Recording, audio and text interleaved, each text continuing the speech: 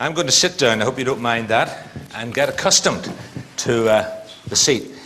It's my privilege this evening to have an opportunity to speak with, in conversation, Dr. John Lennox. John Lennox holds doctorates from the universities of Oxford and Cambridge and Wales, and he also holds a degree in bioethics from the University of Surrey. He's presently a reader and fellow in the University of Oxford in mathematics, and also has a particular interest in science and the interface between science and theology and philosophy. And the topic for tonight in our conversation is the new atheism. And the format that we're going to follow this evening is that John and I will have a conversation, and after that there will be a time for questions, which we invite you to take part and to probe this interesting topic. We want to confine it to this topic of the new atheism as opposed to the 101 other things that you might want to put to John. So tonight's topic is the new atheism, and our guest is Dr. John Lennox. Please welcome Dr. John Lennox. Thank you, John. Okay. Now, it's useful perhaps, John, just to start with some definitions. This new atheism, what is new about it? Well, what's new about it is not the atheism. It's the same old atheism with the same arguments as I can see it. But it's become very vocal, very shrill, and extremely aggressive. So I would say the chief characteristic of it is that note of aggressiveness. That a group of people, four in particular, have decided that the time has come to stop having any respect for religion, to stop giving bishops a special place in media broadcasts and so on, and to treat religion like anything else, put it under the microscope. Now, you say four people. Who are you thinking of? Well, they call themselves actually the Four Horsemen. They've just published a DVD, and Richard Dawkins is the leader of them. Then there's Dan Dennett from America, and Sam Harris, who wrote a book recently called The End of Faith.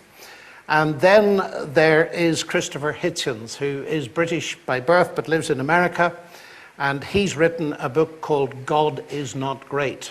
And these books are all bestsellers, and those are the four leaders, and of course there are numerous others. There are some on the continent. France is showing a particular interest in this with Michel Onfray, with his Manifesto of Atheism, and André Comte de Sponville. They tend to be philosophers, whereas on the Anglo-American side, there are a number of scientists, journalists, historians, and so on. Well, if they call themselves the new atheists, the four horsemen of the new atheism, where do you sit on the intellectual map? Well, I sit on the intellectual map as a Christian theist. So you're an old theist? I'm an old theist, absolutely, yes, and unrepentant of it. I see the new atheism arguing that the intellectual high ground is theirs, and I want to claim the exact opposite. Well, could you perhaps explain, for those of us not so familiar with theism and atheism, what is meant by a theist? What does theism mean? Well, I suppose the best way to explain this is by contrast. We're talking about people's fundamental worldviews. And we're talking about two major worldviews tonight, really. The first one is the atheistic worldview that says there is no God. Therefore, all we have is matter and energy.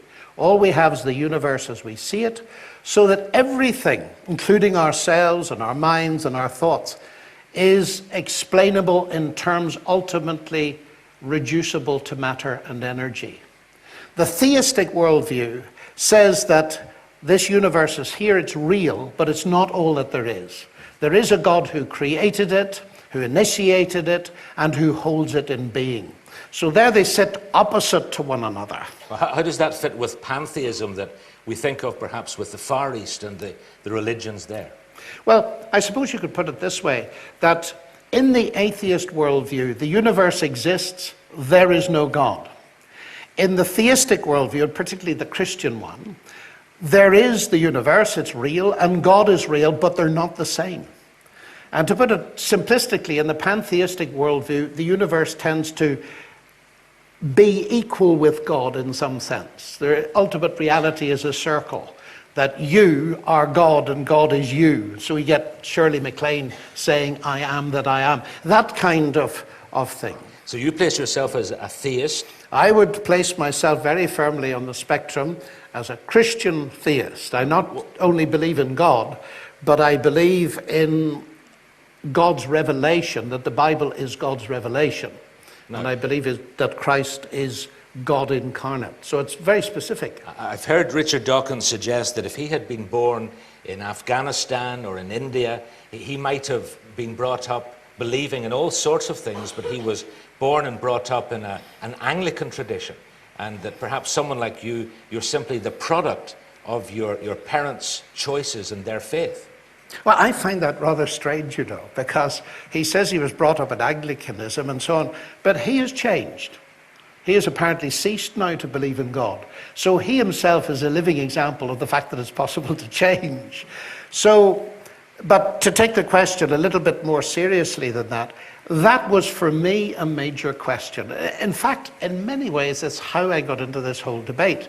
Because here was I, born in Northern Ireland, my parents Christians, and they allowed me to think. I will say that was very important. But I arrive in Cambridge, and in my first week, a student says to me, do you believe in God? Oh, sorry, of course you do. You're Irish, they all believe in God and they fight about it. And I was rocked in my feet because I thought, could he be right? In other words, Irish genetics, environment, how could I possibly help it? Now, when you're coming at a question like that, and I compared the two things. Here I am in Cambridge doing mathematics, which is regarded by most people as a very highly academic and intellectual subject. How can I maintain this thing? And I felt the only way was to decide the issue was to actually actively expose myself to people who had not got my background, who had never been to church, for example, who didn't believe in God. And I met with another mathematician, in fact, who was a complete atheist, and we started to look at things together. He shared with me his experience and his background, and over a period of a year or two, that discussion went on, and of course, it gradually involved a whole lot of other people. And eventually, he became a Christian. Not when I was present, but on his own. And that was very important for me because it was the first example of seeing that Dawkins is wrong. That people can start in one position and they can come to the conclusion that something else is true. And I would want to strongly emphasize that the most important thing is it true? Not is it helpful, or does it help you survive in Northern Ireland or whatever.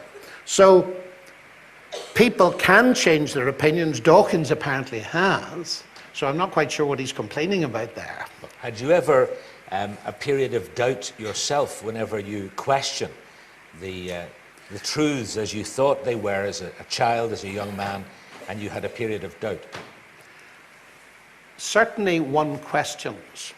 The trouble with the word doubt is it has such a negative ring. And we imagine some troubled person in the sea of despond and so on and so forth. Well, some doubt is like that. And in childhood and in adolescence, one tends to have a bit of a roller coaster anyway. So that certainly there were periods of uncertainty in my own life. But I found Socrates is a wonderful model. Keep asking questions. And I learned that very, very early on. And so when questions came up, I would probe them. And they were serious questions. They troubled me for a time. But when I was troubled by a question, had doubts in that sense, then I felt the best way to explore this is head on. Because if my faith is not based on rock solid evidence, then I might as well give it up anyway. So let's go in and analyze. And the more I did that, and the more I explored atheism in particular, in fact, I discovered that many of those questions that bothered me when I was younger were beginning to dissolve, and confidence grows over the years. And I decided later that I would go to countries that were systematically exposed to atheism in their education. And that was fascinating, because there you met people who found it extremely difficult to think about anything else but atheism in Russia and in Eastern Europe What and so on. did you do there? Well, what I did there, I was very frequently a guest of the Academy of Sciences. And certainly in the last 18 or so years after communism fell, they were utterly intrigued, particularly in the early days, that I was a mathematician who believed in God. And once I'd mentioned that I believe in God, they ceased to be interested in my mathematics. You can't blame them anyway, but they ceased to be interested in, why do you believe in God? And I ended up in mathematics seminars where people would ask questions like this. I'll never forget in Siberia giving a very learned lecture on algebra and so on, and they nodded wisely at the end and asked one or two questions. And I could see they were bursting to say something else. And one of the leaders, a world-famous professor, he said, do you mind if we ask other questions? And I said, not at all. And he said, we hear you believe in God. Why? Now, you can't imagine that happening in a math seminar in Oxford. No. Or even in Belfast. No. So what did you say? Well, I gave him reasons. But before I did so, I said, you don't believe in God? No, absolutely not, he said. Well, why don't you believe in God? There is no God. Well, I said, why do you believe there is no God? Well, there is no God. Well, I said, you said that twice. What's the evidence? And at the mention of the word evidence, he stopped. He said, you don't mean to tell me that your faith is based on evidence? I said, of course. And that did it, of course. We were into a 1.5-hour discussion which he led, where they were just fascinated, because they, like the new atheists, many of them, think that faith in the religious sense is completely blind. According to Richard Dawkins, I'm fluttering among the dovecotes of the deluded. I'm a faith head, which is like a cloth head, you know, something like that. Now, you mentioned Dawkins. You've had opportunity not only to meet Dawkins, but to debate with Dawkins. That's right. And also, you've written a book. What I brought here were just a number of books. I went and raided one of the bookshops in Belfast, where your book is on sale, you'll be glad to hear. It's also on sale here this evening, as Gilbert mentioned. But alongside your book are these books by the Four Horsemen and others that Yes. are promoting this teaching. But what were you doing writing the book? What's the idea behind your book? Well, the idea behind my book is this. I'm a scientist. This book is not addressing all aspects of the new atheism. But in my life as an academic, I was constantly asked to comment on my Christian faith and its relationship to intellectual life and so on. And how could you be a self-respecting mathematician and believe in God? So the more I investigated the arguments, the more I give lectures on them, and the more it was in demand. And in the end, I crumbled under the pressure of many people, including most prominently my wife, to actually get it down in print. And I feel that in this instance, the public has the impression, because of the cultural authority of science, that science has actually buried God. It's put the last nail in his coffin, and we can forget it. And I want to argue the exact opposite, and hence the book. Right. I want to come to the book in more detail later, but let me just turn to the debate for a moment, because I think we're going to see an extract shortly from the debate. Let's just put the debate in context. The debate took place in Alabama. It did, yes. Now, how did Richard Dawkins ever come to be in Alabama in the Bible Belt debating with an old theist like you? None of us know. That's the short answer to the question. It's a genuine answer, because he was invited to come, as I was invited to come, and somehow the idea appealed to him. We don't know whether one of his friends, Christopher Hitchens, who's very keen on high-level debates and taking the debate into enemy area. If you're an atheist, the Bible Belt in America is enemy area. And somehow Dawkins in Dixieland appealed to some people, and it must have struck a chord with him. So he agreed to come. Now, the format of the debate, we should explain just as we're about to go into the extract, is that the moderator was a federal judge. That's right. And you took Dawkins' book, The God Delusion, and the judge suggested that there were 6 theses in the book, and you went through each of them, and Dawkins had a chance to explain each thesis, and then you had a